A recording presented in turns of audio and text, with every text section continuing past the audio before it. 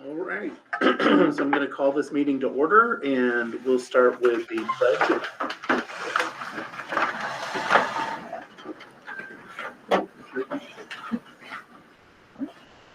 I pledge allegiance to the flag of the United States of America and to the republic for which it stands, one nation, under God, indivisible, with liberty and justice for all.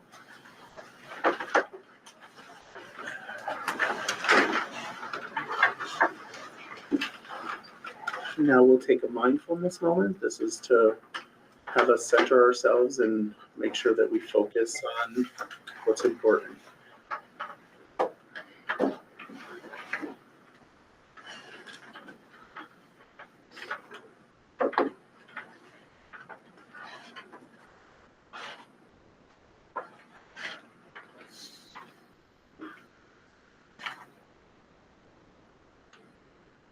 All right, so I do want to welcome everybody to the BUUSD board meeting.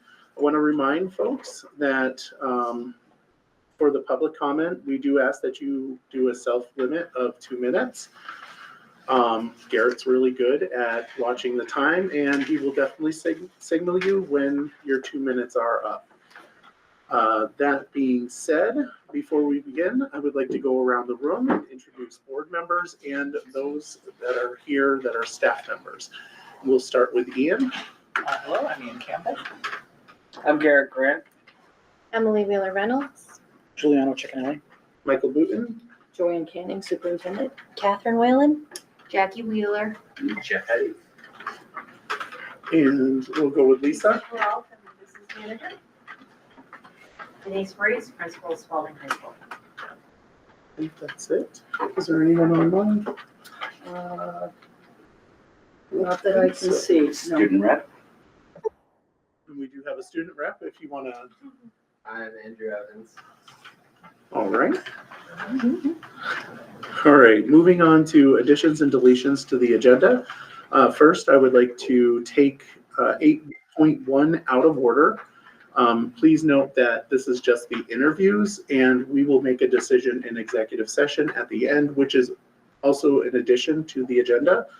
We will be adding an executive session on there for 313A3, which is an appointment and employment or evaluation of a public officer, and executive session for 313A4. And there are multiple, as a side note, under those two leadings, but that's the VS, the statute that we're going under executive order. Is everyone okay with that modification? Emily? Yes, I'm fine with that. Are we taking that as, That's going to be the end. so at 10.1 executive session? So we're doing yeah, it? Yeah. Okay. And we're taking, I'm so sorry. 8.1 out of order, and we will do that next. Thank you very much. You're welcome. Any other questions, comments? All right, with that, can I have a motion to approve the agenda as presented or as amended? Motion by Catherine, seconded by Ian. Discussion? Public comment? All those in favor say aye. Aye. Opposed? All right, moving on to 8.1. This is a selection of committee members on the committees. We do have several that have applied. We've got two positions for Barry Town. One is on the finance, one is on the facility. We also have one position in Barry City for finance. And with that, I guess I'll start with Barry City. Does that sound good? You did get a late email today from the superintendent. Carrie LaFerrier has applied for the finance committee. Carrie, if you can just come forward and introduce yourself. I am Carrie LaFerrier. I recently moved to Barry City in last November, and I'm interested in applying for this position. All right. Any questions from board members? Carrie, what experience do you have? I just acquired my bachelor's in accounting, and although I don't have any experience with public school accounting, I'm very eager to learn, what it entails and apply the skills that I've acquired through that to this. All right. Any other questions? Sure. Jeff? How did you decide to run for this position, or decide you wanted to do that? I'm looking to get closer to the community. I homeschool my 3 kids, and I'm also thinking about having them attend the BUUSD schooling system maybe next year. So I just want to get a feel, get closer to my community and, get some experience in this. Yeah, thank you. Any other questions? How are you for time commitments? I'm all open. Okay. I can do whatever you need me to do, All right. for sure. Thank you. Any other? All right. So you're welcome to stay around for the board meeting, or you can run away. We, as a side note, we will be talking about, you were here for the finance committee meeting. Yes. Okay. Okay. All right. So with that, we'll move on to the Berrytown Finance. The first person on the list is Sydney Bonet. Bonneau. Sorry. My name's Sydney Bonneau. I'd like to apply for the interim position on the Berrytown Finance Committee. I have a strong background in finance and accounting, specifically in budgeting for corporate finance, the private sector. I'm a CPA candidate, and I'm looking to get more involved in the community. My kids are getting older, so they're needing me a little bit less. I just feel like with my skills, I would just like to bring it forth to my community and similarly become more involved. Nice. How are your time? What's your timeline? I'm very flexible. Okay. I have a flexible career, and that my kids are, like I said, becoming a little bit less. How old are they? I have a 9-year-old and I have a 4-year-old. All right. Yeah. Good ages. Yeah. All right. Any other questions? Sure. Same question. What led you to run? So I want to get more involved in my community. Finance and accounting, budgeting specifically is a very big passion of mine. Hence, I'm working in accounting and going for my CPA. So I just feel like those skills I could really bring forth transparency to our community's budget, represent our community, our board, our teachers, supervisory union, and most importantly, our children. Any other questions? All right. Thank you, Sydney. And same to you. You may run away if you want. Oh, thank you. Paul Malone. I don't know if most of you know me or not, but I've been around for a while. I did a little bit of a survey before it came here, and I had to do a little psychological analysis as to why I would even contemplate trying to do another finance for a very short window. I started out in 1985 with the schools. My oldest son at the time was going to turn 6, and I figured I would be interested in what the schools were doing. And at that time, after I made one single appearance at Berrytown Elementary School, I got a call from the superintendent, which maybe you'll remember, Raymond Prue. That was in 1985. And I was asked by Brian O'Regan to stay on in that because he felt that with my financial backgrounds and so forth, that I could actually get involved with helping the school develop budgets. That led to Jack Barnes, Lyman Amson, who did radio programs, and we're starting to get into the 90s. Then Dorothy Anderson, Michelle Fagan, you recognize a lot of those names, Joanne? I'm sure you do. Gail Connolly, John Bacon, John Pandolfo. These are superintendents that I worked on finances with on the schools for years. David Wells followed that, Chris Hennessy, and now you're my number 12 if I get Oh on this my committee. goodness. It's a long history. It's almost 40 years, 39 years of being involved with school financing. Background, to get to your question, paying attention why I do this, I just felt that we're getting into a short window for what is now the budget. And I've been chewing budgets up for 39 years. And I've got copies of every budget we've ever worked on in all those committees. I've chaired the Spalding High School as chairman of the board and the CVC as well. I was also the chair of the interim Act 46 board. And also I became the chair of this board for the first 2 years, including COVID, which was a real pain. I've also been involved with multiple chairs of finance committees and so forth dealing with the schools. And I also chaired the negotiations, which is a good chunk of our budget for this particular district. I have also been involved with the Spalding High School Scholarship Trust. It's a fund right now. It's heading towards $9 million. It's something that gives kids a lot of funding, and we deal with the investment strategies and so forth, kind of going back to another life I had. I was its vice chair for about 3-4 years. I'm still involved with that. It's been at least 12 or 14 years since we took over the monies for the high school.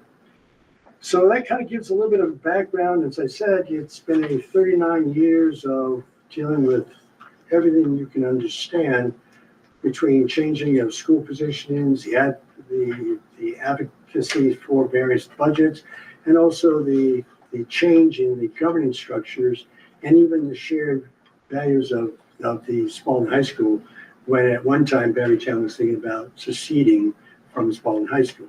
I chaired that particular committee too, and it was not fun. So I think what I offer to the board is a lot of experience and a lot of knowledge. And certainly I have a lot of history that can augment this for this process. To my future colleague who will take this over, I'm really only interested in this until the end of this, I believe it's February 28th. And by that time you'll have a new board and you'll be reacquiring new committee members. That will be the end of 4 decades for me. So that's why I figured I have a little bit more left in the furnace. I might as well use it. Open to questions. Any questions for Paul? What is your timeline like?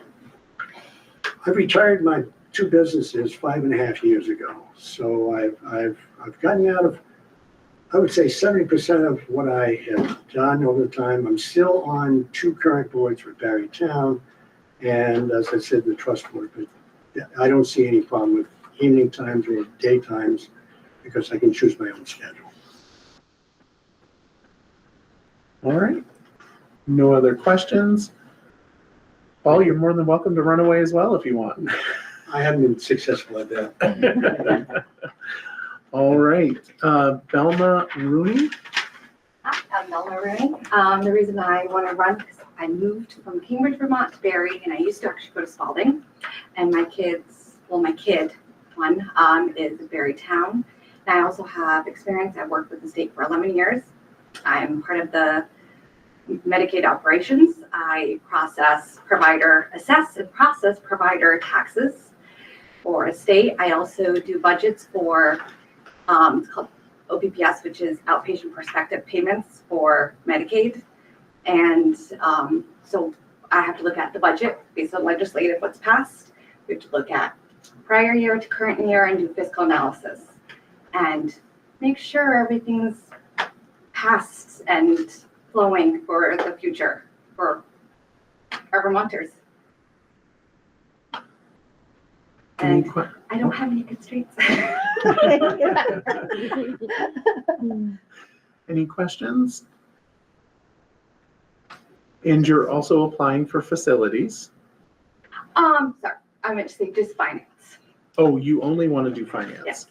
Okay. Thank you for telling me that. Any more questions? All right. Are there any questions for Belma? All right. Well, thank you. And as I stated before, you're more than welcome to stay for the entire meeting, but you can also run away. All right. moving on to the Berrytown facility side, we have Josh Howard.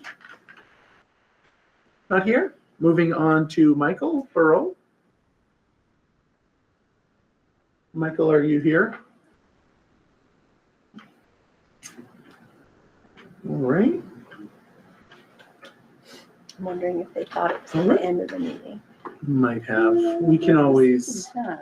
if one of them comes in, we can always, I'm sure you guys won't mind if we do that. All right, with that, I am gonna move on to the next agenda item, which is public comment. Is there someone here that would like to address the board regarding an item that is not on the agenda? And do want to remind folks that we do ask that you keep it within 2 minutes. I think we have. Did you want to? No, Isn't he on the? so did you want to, he can't actually apply for the facilities because it's a Berrytown position. Did you want to address the board under public comment? Not necessarily. Oh, I okay. was asked Why- to join the facilities committee, but it turns out that this position is not open. I'm a volunteer on the facilities committee. I've worked with Jamie and Giuliano, and I'm interested in helping out with the facilities committee. I'm president of the Spalding High School Foundation, the 501c3 that is created to raise funds for projects outside the scope of the school budget. We help get the lights up, and so that's why I'm interested in the facilities and the things that the school can do, and that the board needs to decide what to do on behalf of the school with any capital campaign fund that the Spalding High School Foundation would be inclined to do at your request. All right, thank you. I've been through that a little bit, but yeah, we got a little mixed up with applying for the facilities versus the finance committee. I'm not interested in being on the finance committee, but I will volunteer some time at the facilities. Okay. Thank you. Any other public comment? Seeing none, moving on to student voice.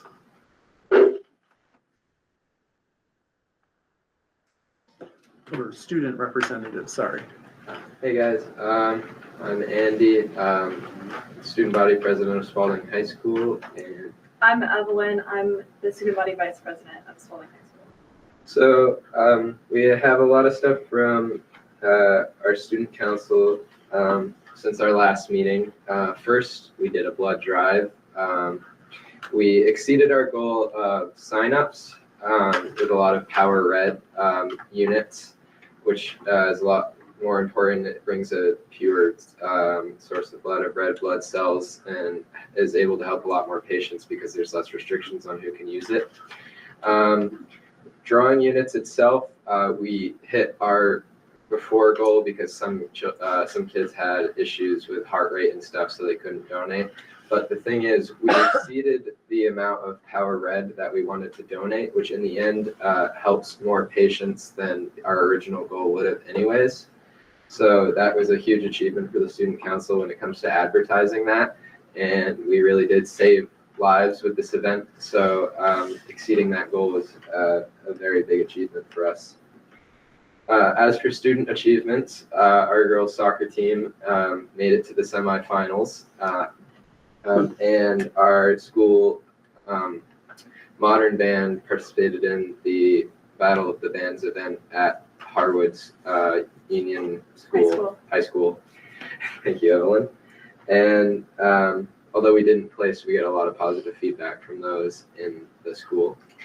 As for our next steps, also involving the modern band, we plan to have a concert held here in the auditorium. We are about to try and fill out a facilities form and figure out the logistics for that, which would benefit the Vermont Food Bank. We would try to fill the auditorium, and our entrance fee would be some sort of canned goods. As for advertising, we're going to try to get the word out there to the Aired Out podcast and things such as that. And we're going to try to find some opening acts that may want to draw more people in.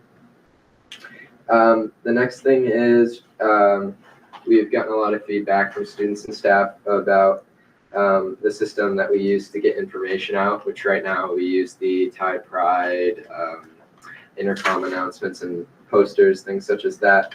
But we were told that a lot of kids are not aware of some of the events that we do. So our next strategy to get information out is bi-monthly assemblies. These wouldn't be pep rallies, so we wouldn't have games and stuff, but we could have guests and other informational things, such as we have connections with Text Less, Live More, which is an organization against texting and driving. There's a representative from here, actually in the Warren area, that goes all around the world or all around the country, sorry, and speaks about the issues of texting and driving drowsy, such as that. So people like that we can bring in to inform the student body of issues outside of our school as well that they can help prevent, along with just telling them stuff about sporting events and upcoming things like PSATs, things such as that. And after that, we are going to start planning alumni nights for the girls and boys basketball team. These would include inviting 10 alumni to scrimmage in the halftime of a basketball game, and that would help, bring past community members in and see how their sports teams are doing now. And we are going to try to incorporate this idea into our hockey team. And then once we get to fall and spring sports, we will find a way to incorporate it in baseball and softball. And finally, we'll have, before winter break, we will have a winter pep rally, which we are trying to brainstorm a way to get a feedback survey out to the student body of what games that we should have in it and other fun stuff. We'll have our team captains come down, and we're going to hold some sort of ceremony for our girls soccer team as a notice of the achievement that they made. And that's what we have right now. Thank you. Thank you. Great. When's the basketball thing? What? Never mind. Well, don't announce it. Okay. All right. All right, thank you. All right, moving on to board presentation for the FY27 budget guidance. So in the packet, there was documentation, and the superintendent is looking for some guidance on the process, not the process, sorry, how she should formulate the budget, what are our priorities as a school board. And I will let you take it from here. Thank you so much, Mr. Booten. Mr. Booten. So it is true, this evening I would like some guidance from the board concerning the factors and the pieces of information that you find important for the administration to consider when building a budget. I would think you would want us to prioritize the strategic plan. As you know, your plan has been expired as of June of 2024, but there still are things on that strategic plan that we have not accomplished. And I'll get into that a little bit more at the end of the presentation. Also, the superintendent goals and the board goals should be prioritized. If you want a level program budget, that is exactly the types of supports and services and staffing that we currently provide. A level funded budget would mean the same dollar amount as we spent for the current year, which would automatically require some level of adjustment. The board has a class size policy, and we also have received some guidance from the legislator concerning the minimum numbers of students that can be in a classroom in 3 years without penalty. Of course, we should be looking at the education quality standards, which is the document that documents and tells us what a quality education should look like in Vermont. Of course, we continue to look at the redundancies and efficiencies. And one of the big ones, as you remember, the board authorized some funding at the end of last year because we didn't think we would be getting our federal funding. A lot of the positions that we use in our MTSS system for Tier 2, providing supplemental supports to students, are in those grants. And so the administration and Lisa and I would like to start to talk about moving some of those positions into the general operating budget because we just can't be assured of the same level of funding for grants. So before budget guidance, we always present to the board, if you want to stay within industry standards, we should be budgeting $1 per square foot. As you know, we've had a couple of years of tough budget discussions, and the board has authorized a reduction in that dollar amount per square foot. We also learned our Blue Cross Blue Shield insurance premiums will increase 7.4%. Obviously, we don't want to see any percent increase, but we were expecting a double digit, so we're kind of happy about that news. The VISBIT insurance will increase 6%, and we also have an additional $25K for flood insurance. Lisa, you want to go over the budget history over time?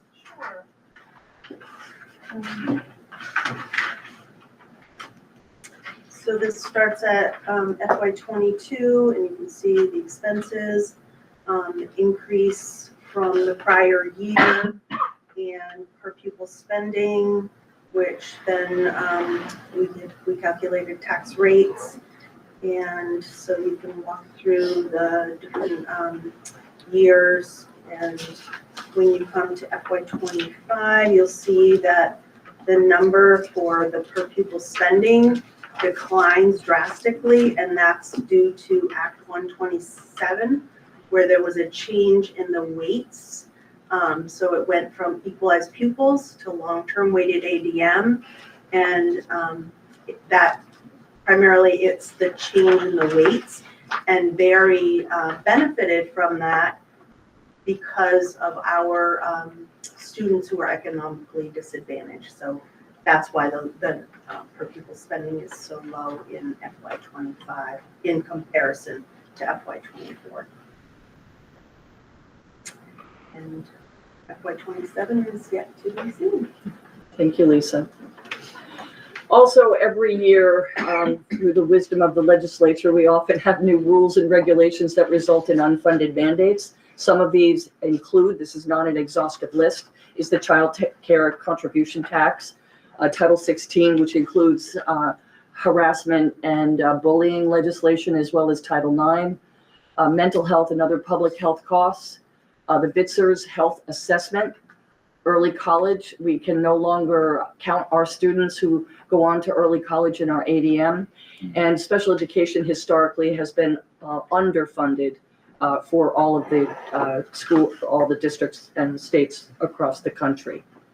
So some of you have asked it previously what it would look like if we had a different configuration of our grade levels. And obviously I can't give you a full report because we haven't done a building study, but I wanted to give you some initial information that you might want to ponder.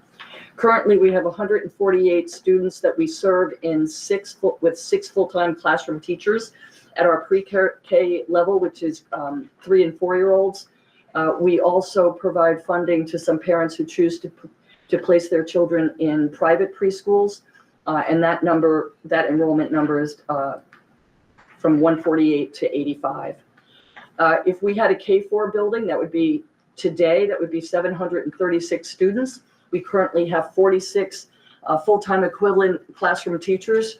And if we were operating out of one building, we would still have very reasonable class size if we had 44 to 43 classroom teachers.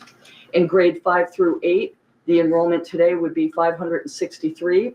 We have 32 classrooms to cover our middle school.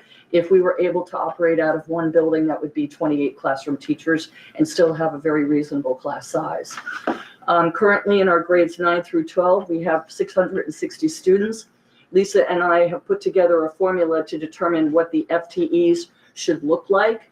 And what we've determined is that the Spalding High School needs 37.9, and they're very close to that with our current teaching staff of 38.5. Of that 660, we have 93 that attend our Career Center, 38 are in the alternative program, 27 are being served outside the district, and 29 of our students participate in early college. So if you back those numbers out, it would equal 475. Obviously, our Career Center students do participate in coursework at Spalding High School, but we count them as a 0.4 when we're doing the FTE ratios. And this is a little bit of enrollment in terms of historical information. I have added to these slides, so I'll make sure you'll get an update. There are a couple of new ones, but basically this is the information we get from NESDEC. And this is a 10-year study from 2017 until this year. And as you can see, our grades K through 8 have declined enrollment at the rate of 15% over that period of time. In grades 9 through 12, our student population has decreased by 5%. In addition to the statistics I just gave you about where our students are going, we have 154 students in grade 9, 147 in grade 10, 107 in grade 11, and 67 in grade 12. So projected enrollment is looking into the future. So in the next 10 years, we anticipate that the enrollment in the Barre Unified Union School District will decrease by 14%. A closer look at that projection in grades K through 8. Remember last year when I gave you these numbers, I showed you at a point in time where there were more students in Barre Town than there were in Barre City as historically the ratio. But now as we go forward, we're going to start to see more students enrolled at Barre Town versus Barre City. And over the next 10 years, that projected enrollment is anticipated to decrease by 12%.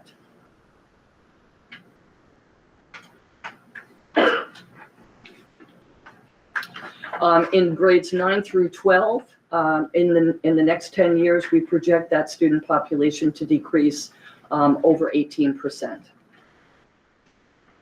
In special education, and this is true as I reported last year, that the number of students has, the total number of students has decreased in our overall population. However, we've seen an increase in special education numbers. One of the highest was last year. This is the beginning of 2025, and it's not surprising that we're starting with a little less of the student identification. I expect us to level out at about 600. You can see over a period of time the total number of special educators, the total number of special education paraeducators and behavior specialists, and then the total number of students on IEPs through that period of time. So it is the board to provide a rock-solid education for a lifetime of discovery. And these are some of the areas of the strategic plan that I do not believe that we are finished in accomplishing. While we did re-implement a lot of the grade level field trips last year, the principals are looking forward to expanding that as we go into the next year. Also revising our school schedules to allow the implementation of an adequate instructional time for literacy, mathematics, SEL, and project-based learning. This year, we've done a pretty good job of trying to align our mathematics instruction and math instruction to as close to 90 minutes as we can, which is what the research says that students need a heavy dose of. We're also promoting student engagement and ownership of learning. We have created, through the board's help, our professional learning communities this year, and we've recommitted to using data to make instructional decisions. Those groups are going very well, and when the principals and Amanda come back for a presentation, you'll learn more about that. We also are taking some very large steps to implement a multi-tiered system of support for not just academics, but for social emotional learning. We're providing the physical, mental, emotional, and environmental resources that students need to be successful learners. We made a lot of headway last year with our new food service contract in providing healthy and nutritious school meals, and we increased some taste testing and making suggestions for improvement. We're building a system that promotes social emotional learning by employing trained personnel. Remember last year I said it was not just about the number of staff, but it's the quality of staff. So really investing in the skills, the knowledge, and the disposition of staff to do the hard work. Ensuring that all teachers and administrators receive ongoing training to implement effective approaches. Some of the buzzwords today are like trauma-informed practices, understanding poverty and the impact of poverty on learning, homelessness, and other social issues that affect our students. We want to ensure, and we've begun to build our best practices through a federal grant that we received called Project Aware.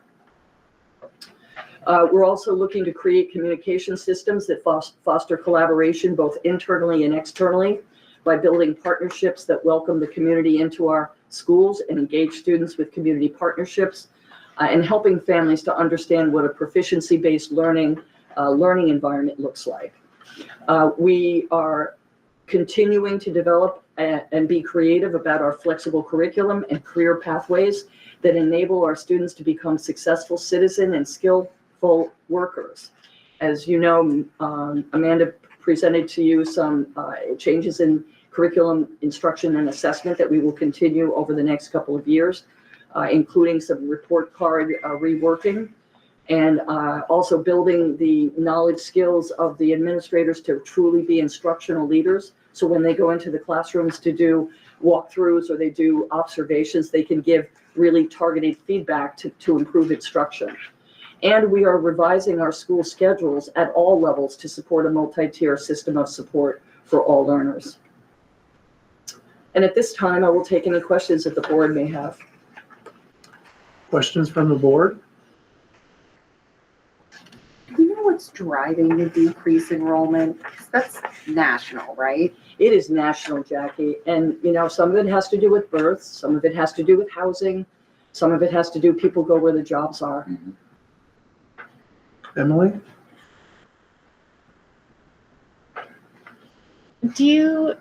Sorry, I'm not sure how to really phrase this as a question. Maybe can you go back to the slide that showed us the student population, classrooms? I think you were talking about The district, yeah, the district data. Oops. Yes. Yes. Can you talk a little bit more about this? Like, I'm interested, like, this to me seems to suggest that you're talking about elementary and middle schools, right? Do we have the capacity to do that kind of structural change? This has been on the board's talking Yes. agendas for a while. I just thought I would throw out some enrollment information to show you what it might look like. We have not done a study of our schools. We really, you know, we can look at configuration, but that means nothing if you don't know where you can put the students. Right. So I think not just for creating, you know, better learning opportunities for our kids, we have collaboration that can happen across grade levels. We can do better with shared resources, as I just said. Some of these positions would leave room for some of the grant-funded supplemental positions to get back into the budget. So it's another efficient but also effective way to educate our students. And sorry, can I ask a follow-up? Absolutely. Okay. So how do we, Joanne, develop a plan to move forward to look at this in a more fully fleshed out way?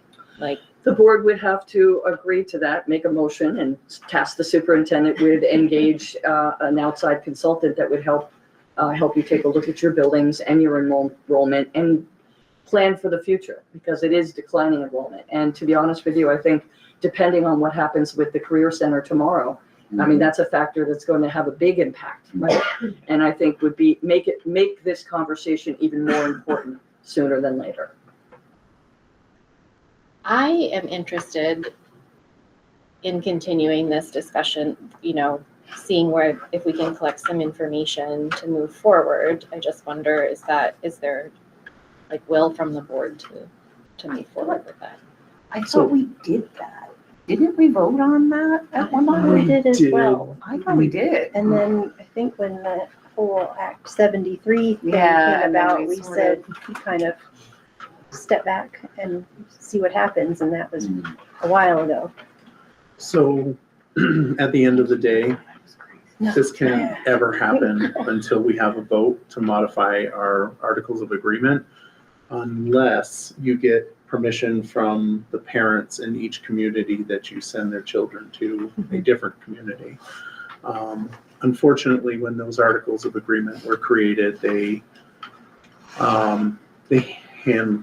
hamstrung, is that the proper word? Our ability to make efficiencies in our school system. I have a lot to say about that. I'm not going to. Emily had her hand up first. So obviously there's multiple steps, right? We have Yeah. to engage voters and we have to, but the first step seems to me to collect information, right? We have to have something to present to voters to say, hey, this is we're not just asking you to dissolve these articles, we're asking for this, right?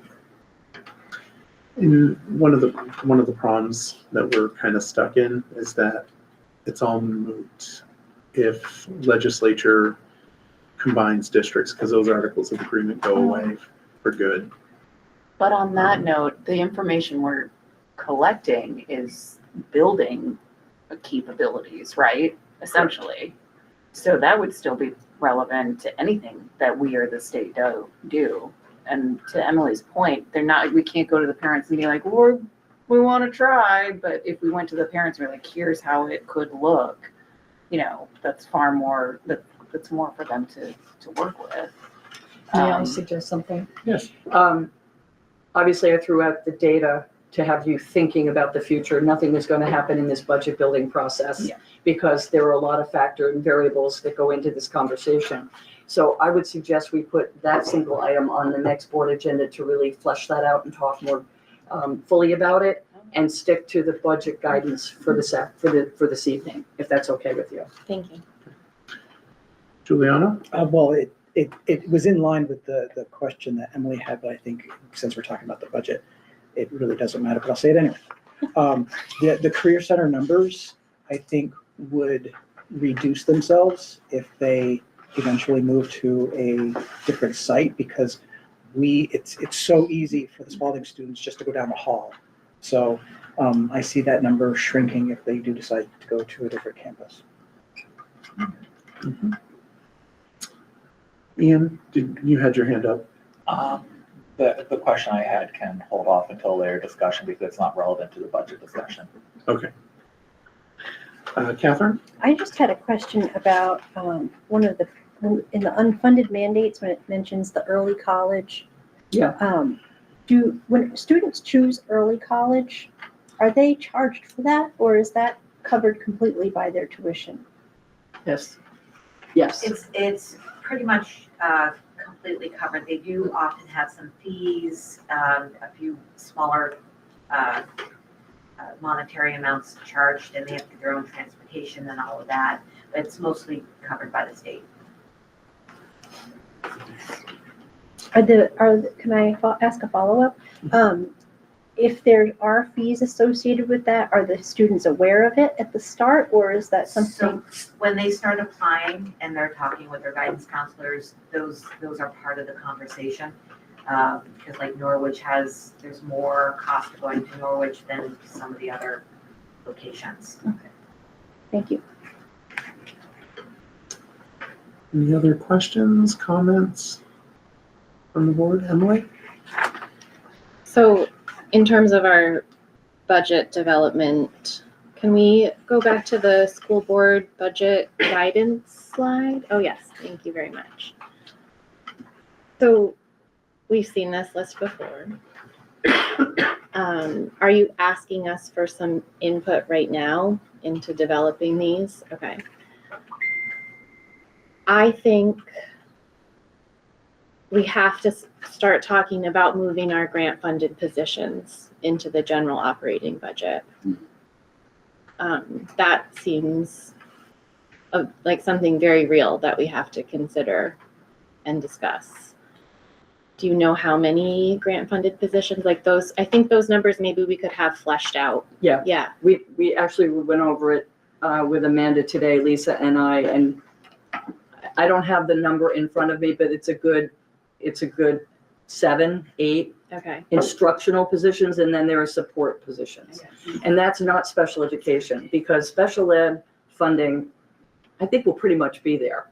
So there are special education positions in the IDEA, and I don't believe we're going to receive any less money, so we're not going to make changes to the special education part of the grants to fund those positions. So I think that's a level of detail that we really need to, yeah. Okay. I have more questions, but if you want me to stop. We're still on the board right now. Okay. Please. The class size policy and state guidelines, last year I felt like we did considerable work to utilize our class size policy. Do you think that is still a priority of something to look at? Is that something we're always thinking about now? Yeah. It's something we're always thinking about now, especially since we have some positions that we need critically in the budget. So, but I think the board has created very reasonable class size parameters, and we really try to hit the ideal numbers.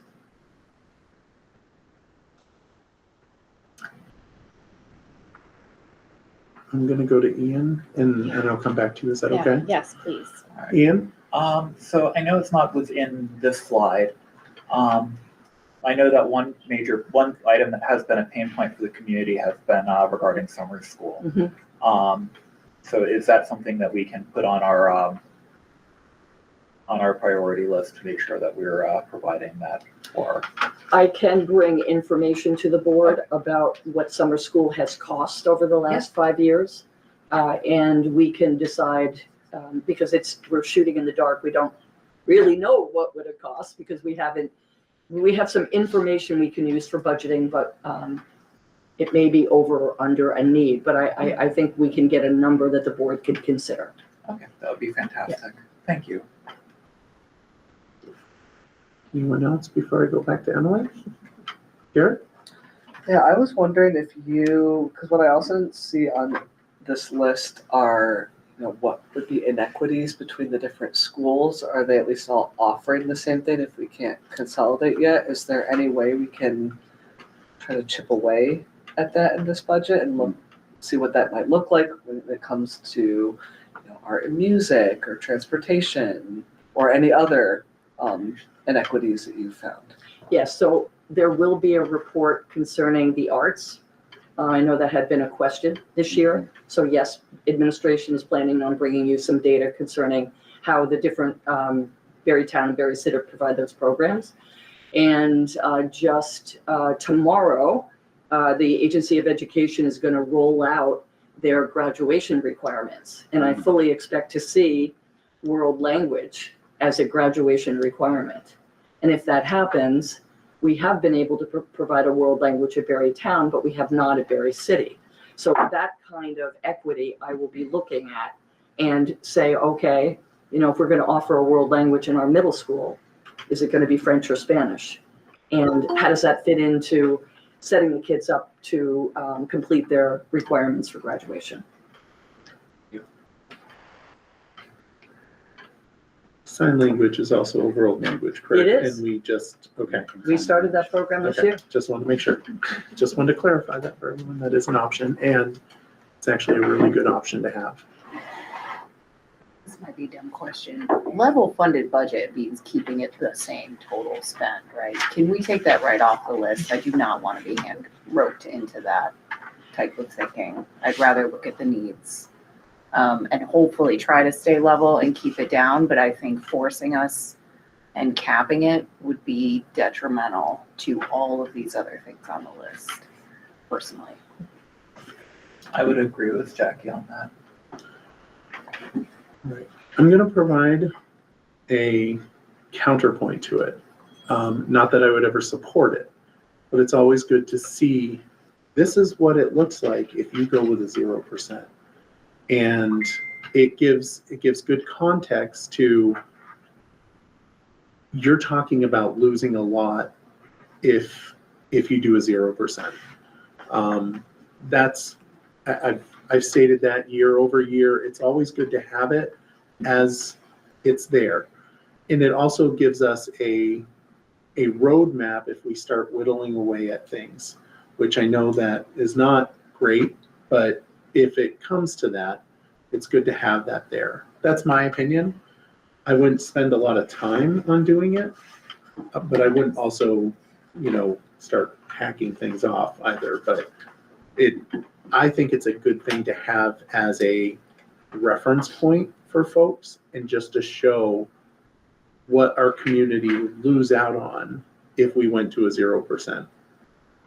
But that's a board decision, and I just wanted to make that. I don't disagree with that, and I like that sentiment. I mean, like, I personally would like to see the ideal budget, that if money were no option, what are just based on needs, right? Not frivolous, but I also, to the point, I don't want to overburden our staff coming up with like 3 different budgets and being like, here's 0, here's everything perfect, here's this and that. So I don't know. I don't disagree, but I think maybe just transparency on what the cost is, which I assume we're going to do anyway, might circumvent the need to do that. I don't know. I think that prioritizing the district's strategic plan and the board and superintendent goals with feedback from the administrators is a good place to start. And then you can see what improvements and enhancements the buildings would like to provide.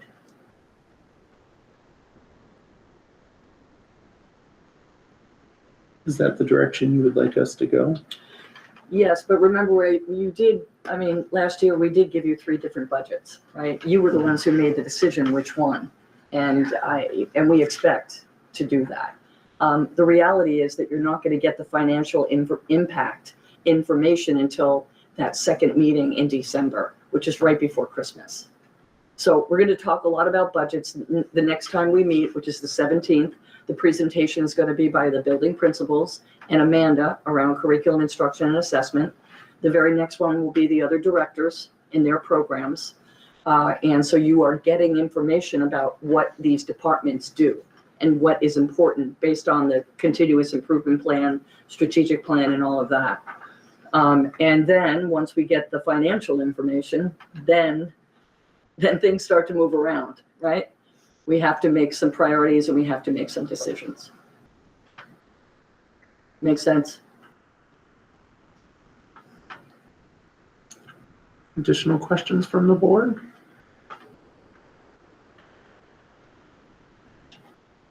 All right, I will open it up to the public. Paul? I have 3 quick questions. Number 1, can I get a copy of the extra slides? Sure. I'll give you a copy of this whole thing. Yeah, that'd be great. Yeah. And the second question I have deals with what is happening with the Career Center at this point. Somewhere in the planning process, you got to think about the impact of 2 important things that will happen here in this school district. And that is the number of students that we will lose and the funding that goes with that. And also the resources and the revenue that will no longer be coming as a lease thing. So when you talk about consolidation, things of that nature, it might be wise to look at those things. And then the third question I have is very simple.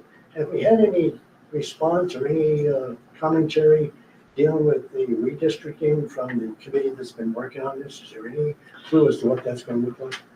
Well, you want to? I haven't been. There are 3 proposals at this point, and one centers around the career centers in terms of the school districts, right? One is a creation of a BUUSD program, which is how do districts share in things like special education. And there was a third model too, and I'm not quite well versed in that one, Paul, but I can send you the updated report that we just received so you can read a little bit more about it. But right now, and I believe those are the 3 models that will be going to the state legislature for action, because the redistricting committee does not make that decision. They create a report and then a recommendation. Well, the fact that you got a response is news to me. Yeah. Thank you. Emily? I think the third map is around regional high schools. Mm-hmm. And there's a lot of information on the redistricting committee's site that's housed in the AOE, I think. There is extensive information about our region, our district, that's really important. There's lots of different maps, so it's a really great resource. The reports are pretty accessible and not super long. All right. Eddie? I just had a quick question. Joanne, you had that slide that you were comparing the Berrytown Elementary School students to Berry City. Yep. And that it was, there was, at what point there was more Berrytown Yes. students and then, Yep. and then I think you said now there's more Berry City. Yeah, so in 2022, there were actually 50-50. There were 50% of the total population was from the city, and 50% of the total enrolled students were coming from the town. From that point forward, you're going to see 51% is in Berry Town, 49% is in Berry City. As you're looking at projections going forward, it doesn't change too much, but it goes like 54% to 46%, but there's still more students in Berry Town than Berry City. All right, Emily? I just want to add to that, like this projection, right? There are so many housing I was thinking that.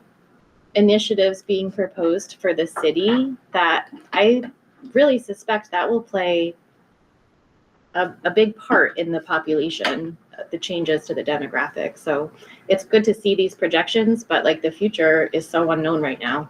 Yeah. So I could also show you the births if you're interested in that. Again, it's just another piece. Yeah, You can look at this in a lot of different ways. It's like a pie chart, right? But the births are also showing a decline across the state as well as in this region. I think it's a decline across the country in general. Yeah. All right. Any more from the board? And I'll take one last question from the audience.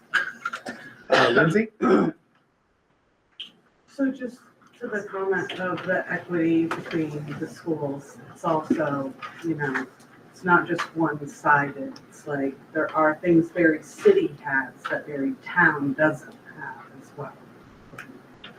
So it's not just what does Berry Town have that Berry City doesn't have. All right. Thank you. Because I know they have like somebody, just for instance, who does eco. That's what they do. And, last year, my son didn't have eco because that was the teacher's choice. So. Your son would have eco if we had merged schools. This is true. All right. Thank you. Moving on to the consent agenda. So we have the regular meeting minutes of October 6th, 2025. I do need to start reiterating who made a motion and who seconded that motion so that Tina can grab that in the minutes. Yes. And I do apologize for that. So I will try my best, make sure, please keep me accountable. Then we've got the warrant approvals for October 9th, October 16th, October 22nd, October 29th. And we have a contract approval, and I will pass it off to Joanne. So we hired, I mentioned earlier, we have this great grant from the York Foundation to create a STEM program. And the teacher that we transferred to that position did not start the year with the appropriate license. So that's why the hire is happening now. He has been in the position as a long-term sub, but we now have a licensed teacher. So we would like you to sign and approve the contract.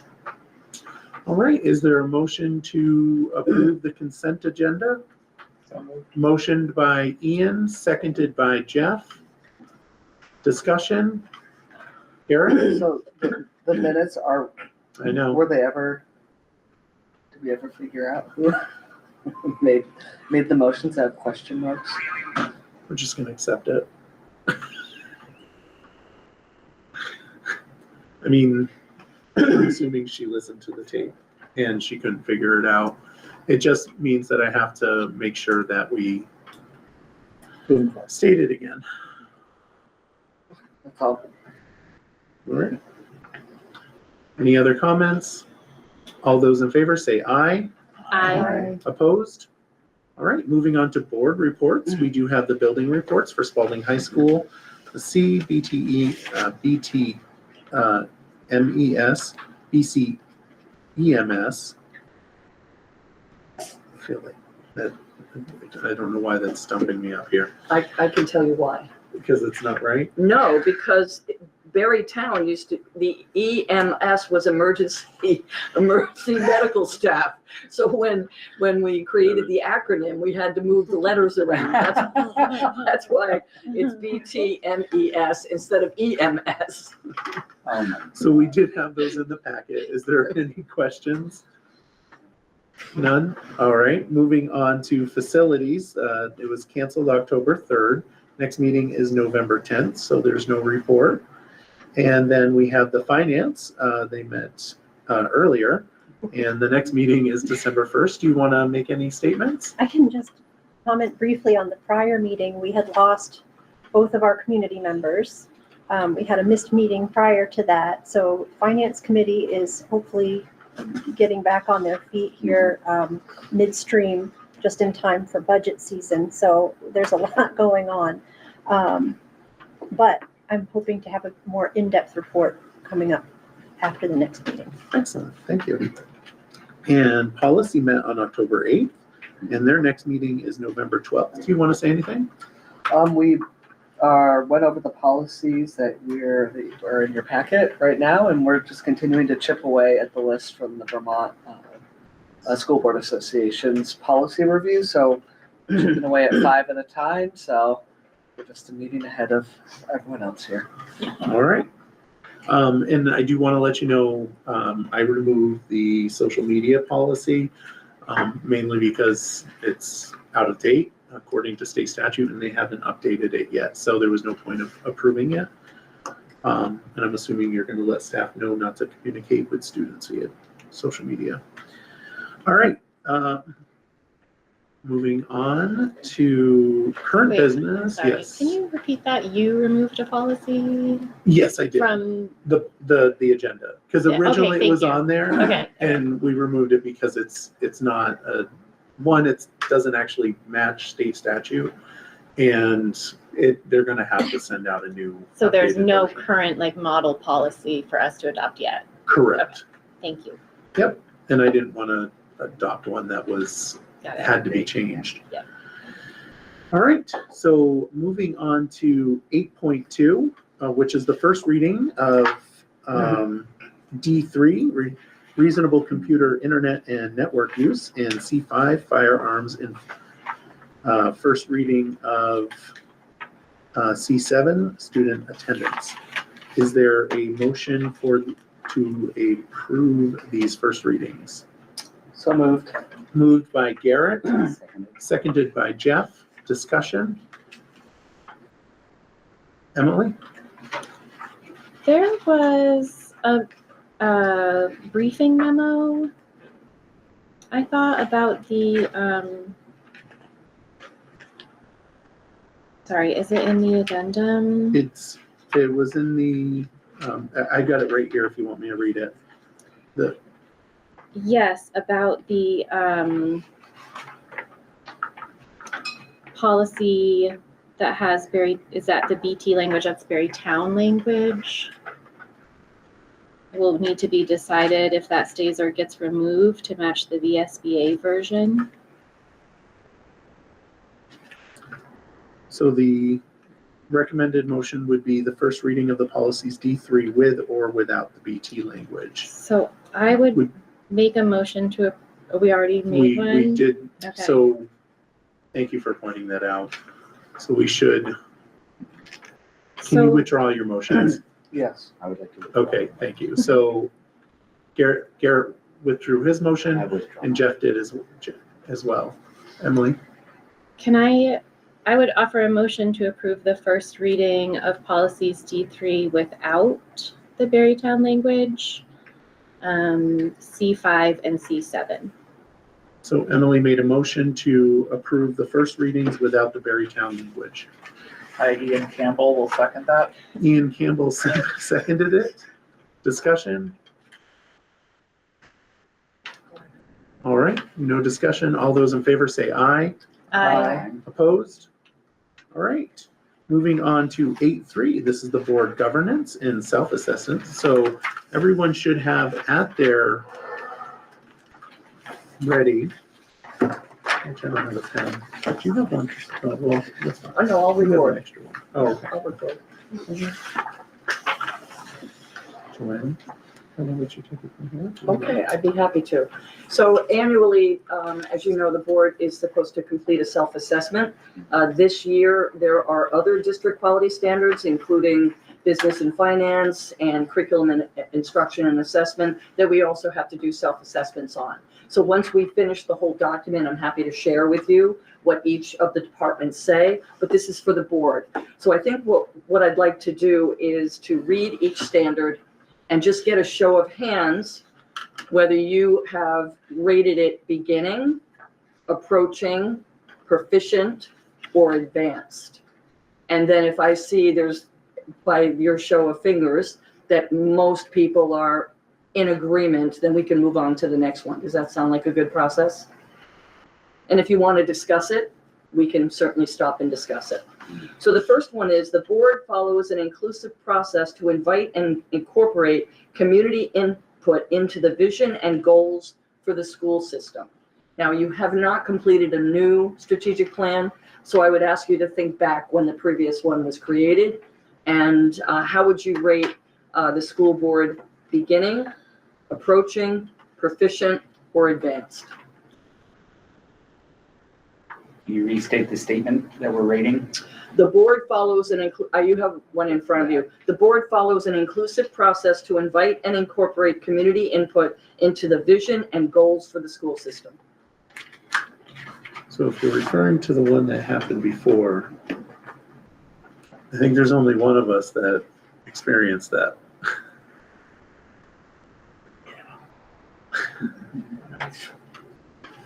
I wasn't here.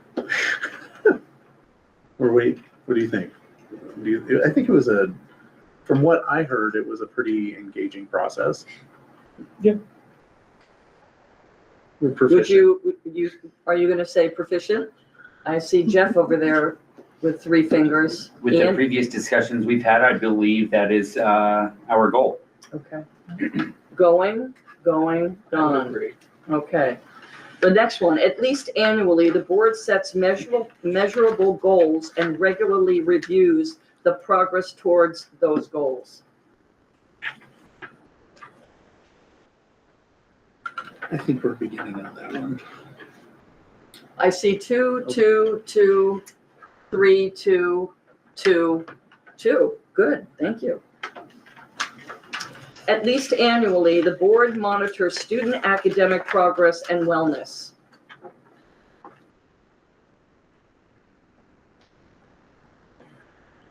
Three, 4, Oh, 3. oh, 3, I was 3, weird. 3, 1, 2, 2, 2.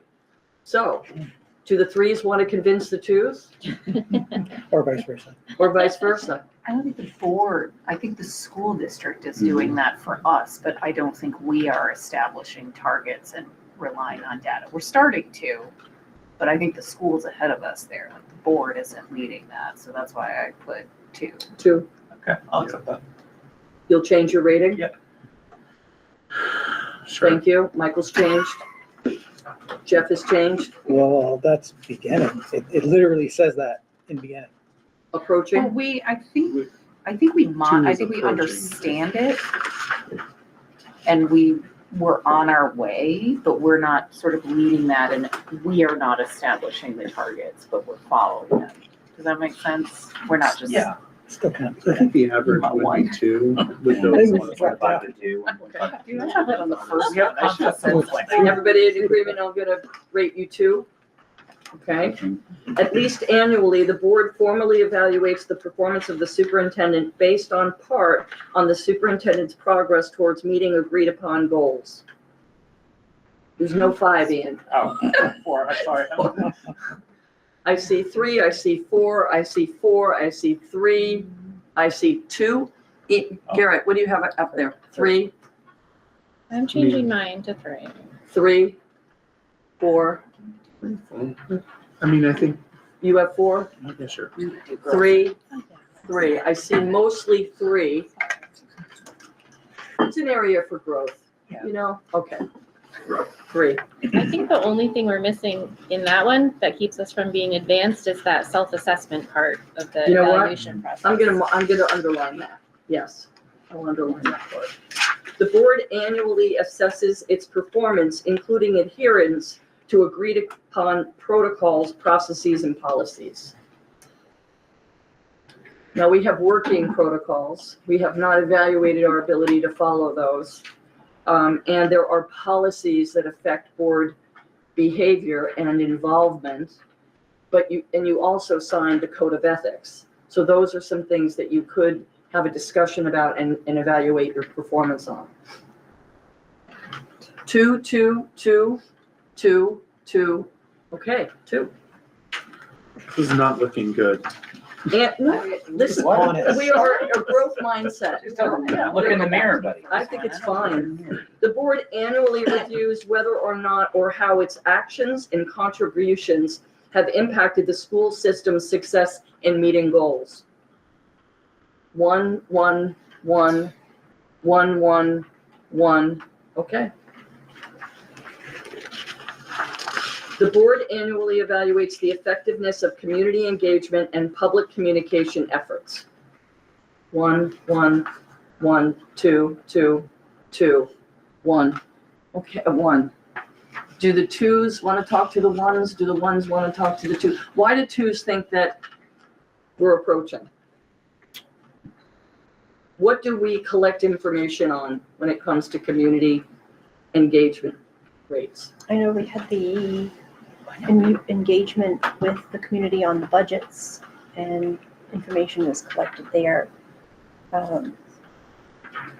There's open forums where people can show up for things, to special ed, to our board meetings. So there's always room for Changing to 2s.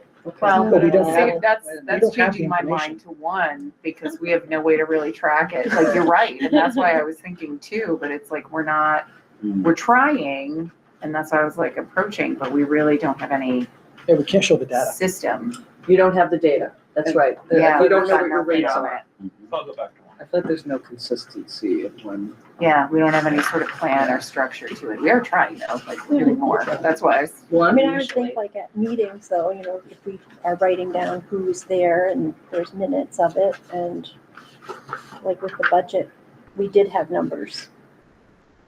Emily did that. So, did the voting numbers, when we were looking at how the strategy for getting out information, yeah, we did do that. We collected that. it's not like we've never done Is there that. 1.5? So, There is, That is fair, that's fair. I think for me, the beginning part, the board does not evaluate the effectiveness of its community engagement and public communication efforts. Right. It's that evaluation piece. I think that would make us a little bit stronger if we had a mechanism, and it's probably just even a discussion, right? well, and even maybe showing what would evidence be? What would be the evidence that you would be looking for if you thought you had a good community engagement plan? Right? And it could be like our budget passed on the first time because we had a solid communication plan. Yes. Like that kind of, Yes. I think it's as simple as that. Beginning, everybody in agreement? 1? Okay, thank you. The board undertakes its own continuous learning and development and provides members with opportunities for ongoing training and support to maintain and increase their skills and understanding. I gotta tell you, I had the most board members at the conference last week than any other school district. I felt totally supported, and you guys were great. And you, glad you had us. Ian says 3 or 4. I was gonna go 4. Going 4? Yeah, because all the things that are in here, we do. We have the retreat. We have orientation for new members, the annual training, the self-evaluation, which we're doing right here. I would say 2. 2? No. Yeah. I'm really struggling on this one, because, I mean, we are doing a lot of training, certainly more than what we did prior.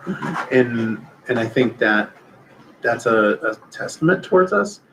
I do think that we could do more, especially when we talk about the board sets a time, or the board does not offer any training to new board members. And I mean, there's availability through BSBA. I meet with all new board Yeah. members. Oh, okay. Well, there you go. Yeah. That's- Okay. We don't have a booklet, do we? No, but there were members of the board that took me under their wing to mentor me in my journey. So I would consider that as training. Meeting over. I'm So- on 2 or 3.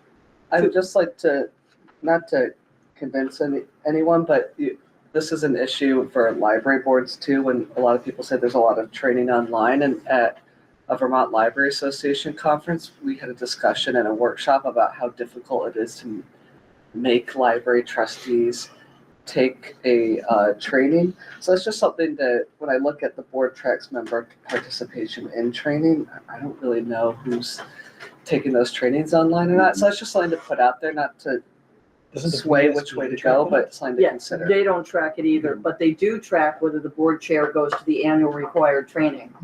And I don't know if you ever read the newsletter, but those newsletters are training in and by themselves. There's a lot of information in the Vermont School Boards Association newsletter, and they're linked to their webinars and any of the videos that go along with the training. So there are opportunities. Are you sure? Because there was never a login before, and I remember having to log in to those trainings. So there must be some sort of data capture on who goes in and accesses that stuff. I think it pings YouTube. But the ones that I've done, I feel like it pinged YouTube and it played in my YouTube app. Because I could do 3 times the. So what is it? 2 or 3? I'm gonna go 3. 2, 3, 3, 2, 3, 2, 2. It's about even. More 2s than 3s. Can you live with that? Yeah. Okay. Deuces win. The board discusses, adopts, and Hold up. You wanted to say something and I didn't let you say it. That's okay. I've moved. It was just about the webinars. If you sign up for the webinars, the Vermont School Board Association webinars, they'll give you a link to the meeting Yes. afterwards, and that's what plays probably on YouTube. But Yes. if you are able to attend the webinar at the time, it's online, but it's like live. Yeah. Yeah. Okay. Yeah. Sorry. No, that's I was okay. just because I didn't watch them live. I Yeah. watched them. Yeah. Anyway. the board discusses, adopts, and revises policies on a regular basis to ensure the system is supporting and meeting the needs of every student.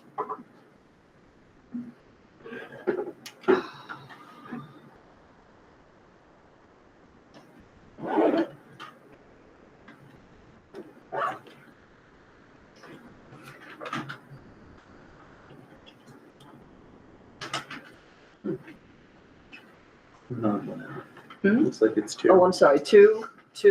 Yep, so it looks like it's a 2. I was gonna say a 3. Historically, we've led the state in policies and Yeah. keeping track of our.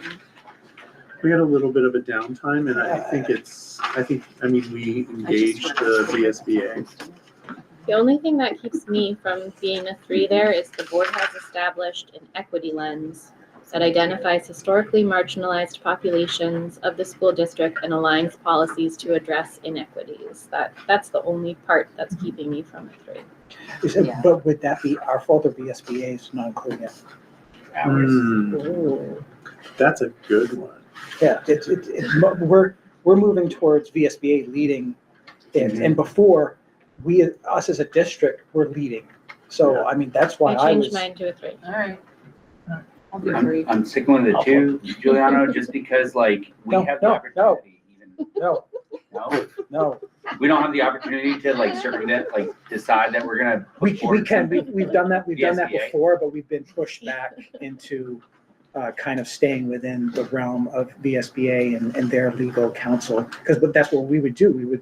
We would change, I even wrote a policy, and I think it's still kicking around as one of our policies, but VSBA puts all the time and energy into legal counsel, and then what we do is we go change it and ask our legal counsel to, so we're kind of creating our own little world where we should be aligned with VSBA and everyone else.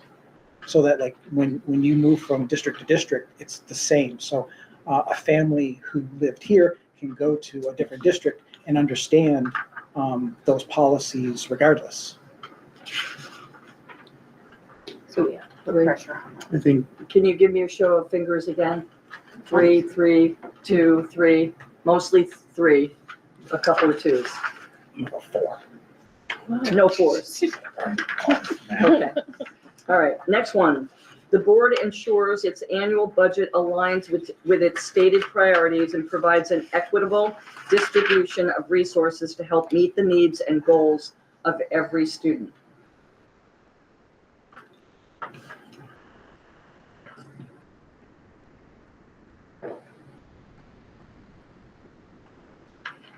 I'm seeing 2s. Michael says 1, Giuliano, Garrett, everybody's 2 except for 1. Okay? The board ensures its members are aware of conditions set forth in the negotiated agreements and contracts.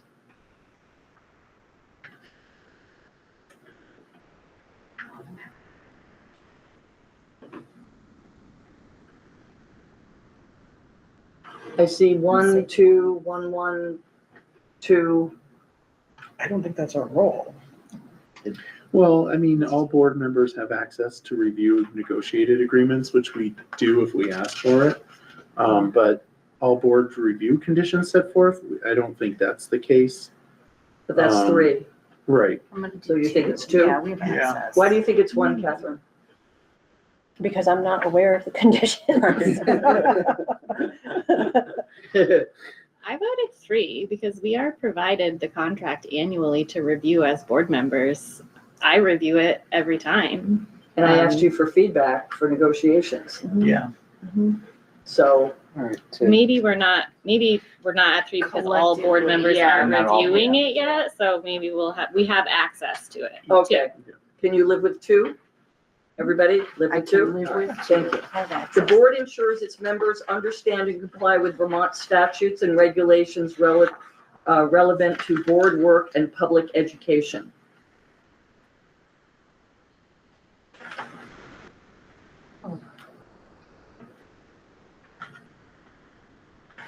I see 2, 2,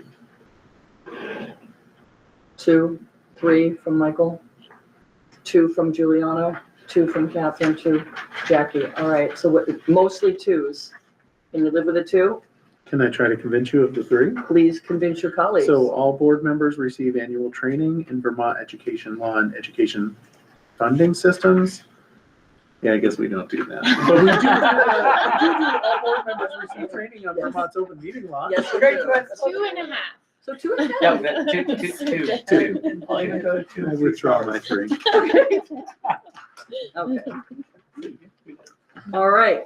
The board stays apprised of proposed legislation and policy making that may affect its school system and students. I mean, we have a state legislator and a school board association officer, and we do an annual meeting with our area legislators.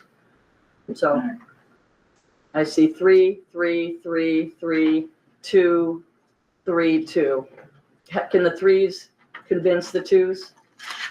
So the board may not review it, but for example, the policy regarding social media, we knew about, well, we didn't know about it, but the board does. I mean, even just recently with the district maps, and I think we do a pretty good job with sharing our information. That's the reason why I'm saying 3. I think it's, Did I convince? I think it's increased more just because of what we're dealing with now, but historically, I don't think so. So we are moving towards the 3. Yeah, I would say, because it's not, again, it's consistency. I think you're right. Everybody's bringing things, but we don't really have a process where like, hey, we're gonna review this. It's just like, this happened, let's just talk about it. Yeah, And, this that's is- kind of the difference. This is coming down the line. You better understand it. I think we're kind Yeah. of forced into it. Instead of like, Like 2.5 maybe? Let's just do 2, 2.38. All right. I guess. Okay, so these are really good because I can see you setting some goals from these. I mean, there's a lot of room to move here. Yeah. The board maintains an ongoing relationship with locally elected officials. I mean, as a board, no, but we don't.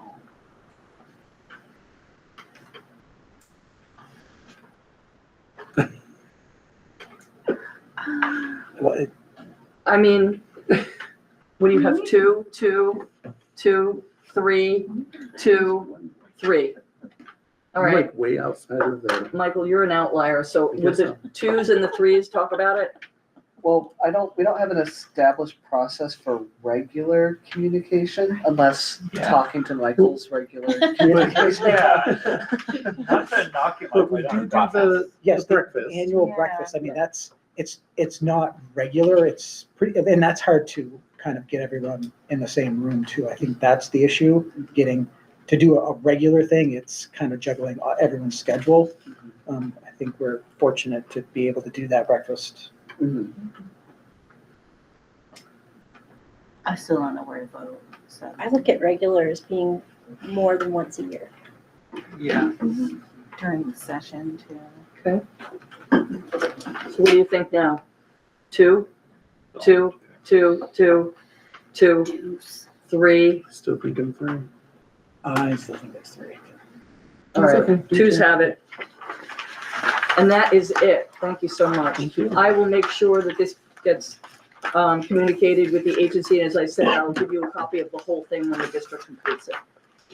Should we, because I know that we had talked about doing a self-assessment every single meeting. Yeah, on how our meeting goes. Should we consider doing this every single meeting and see where we, no, okay. But I like the fact that you want to review this, so I think we should set goals. Right. Right? What's the evidence of attaining advanced or proficient? So we could break this down at every meeting and have 1 or 2 and have a discussion about it, and we'd be done by March. Okay. Okay? Thank you. All right. Moving on to roundtable. You're there. Ian, roundtable. Well, I don't really have a whole lot. Just, yeah, nothing really of substance aside from throwing my support behind the Career Center. But so everyone go out and vote tomorrow. All right. Garrett? I was really pleased to once again attend the VSBA annual conference, and the session that I got the most out of, I got a lot out of a lot of the day, but I went to one on student voice and how we could, what are some ways to incorporate student voice. The jury is kind of still out for a lot of districts because students come to school boards with a lot of operational requests, which is not quite what we do. We're more high level than that. So, there were interesting ideas about forming advisory councils within schools for students to advise their principals and superintendent, ways of them collecting feedback to bring back to the school board. So, yeah, it just has me inspired. How can we engage with our students better? I also attended the conference and it was a great conference. I registered for the workshop Step Up to Conflict. And we did some personal work about values-based and learned some new skills. And I just really enjoyed the conference this year. It was really great.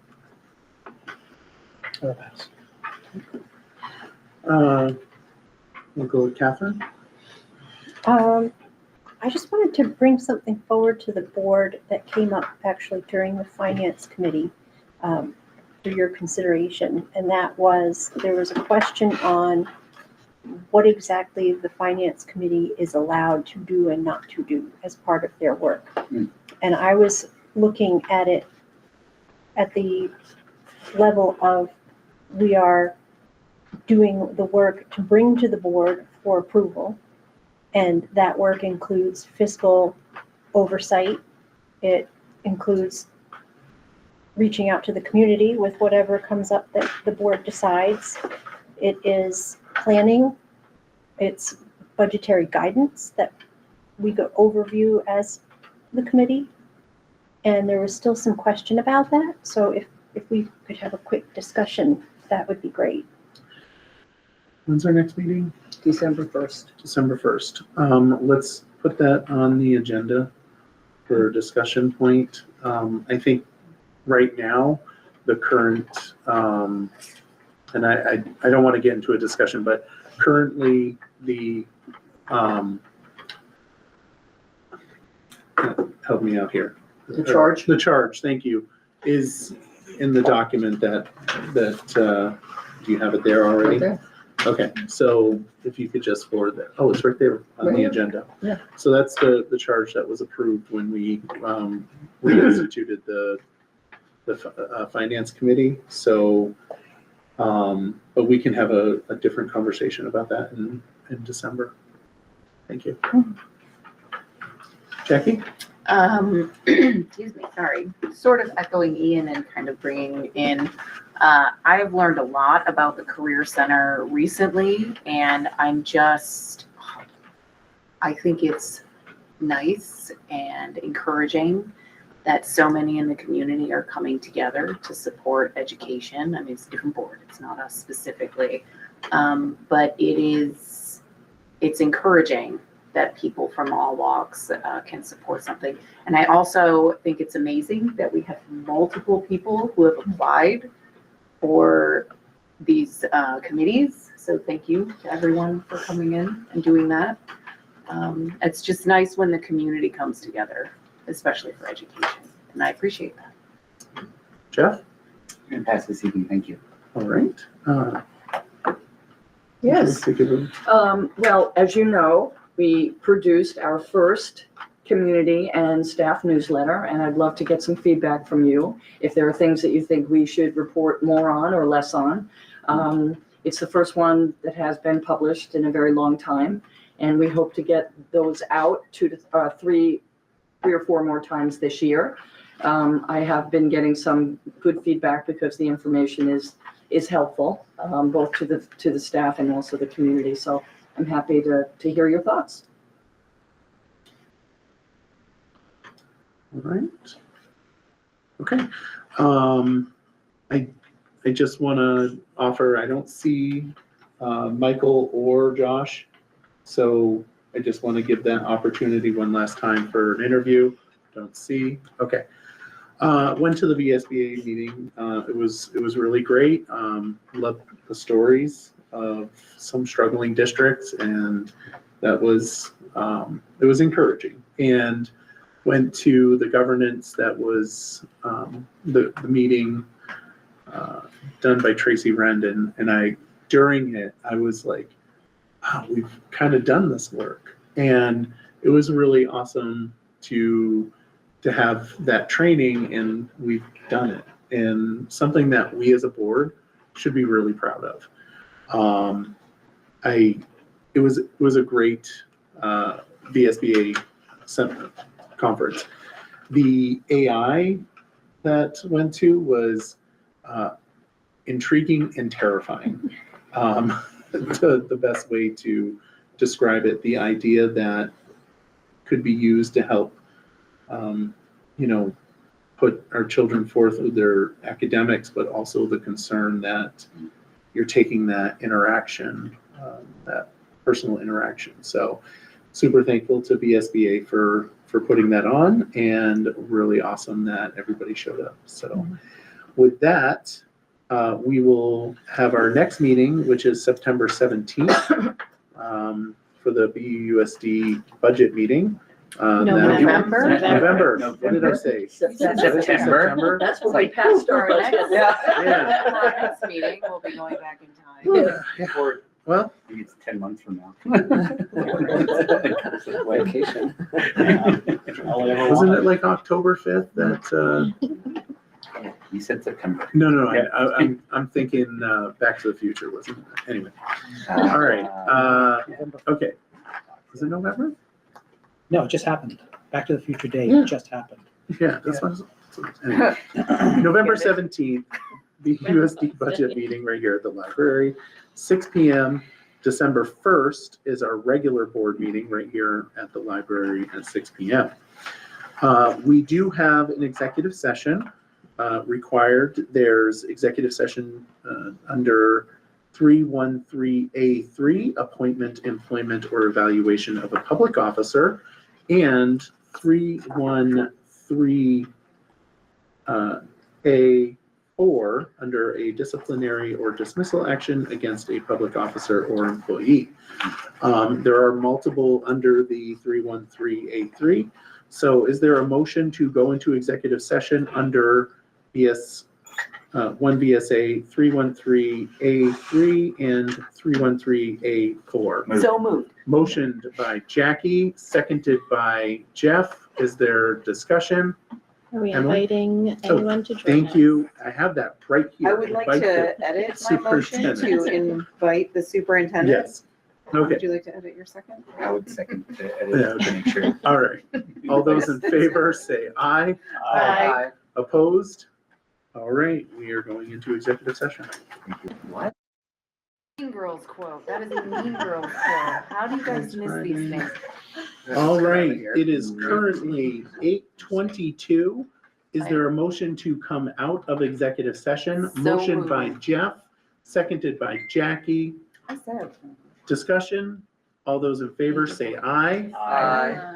Opposed? Motion passes. Is there a motion? Emily? Yes, sorry, I'm making notes for TM. I would make a motion to accept the superintendent's recommendation and authorize a 5-day unpaid leave for an employee. There's a motion by Emily, seconded by Jeff. Discussion? All those in favor say aye. Aye. Opposed? All right. Emily? I will make a motion to appoint Michael Barabal to the Facilities Committee, Bella Rooney and Carrie LaFerriere to the Finance Committee. Second. Motion by Emily, seconded by Garrett. Discussion? All those in favor say aye. Aye. Opposed? All right, is there a motion to adjourn? Ian Campbell raised the motion. Motion by Ian, seconded by Jackie. All those in favor say aye. Aye. All right, we are adjourned. Adjourned. 8:23. Discussion. 8:23. Look at Juliana's fury.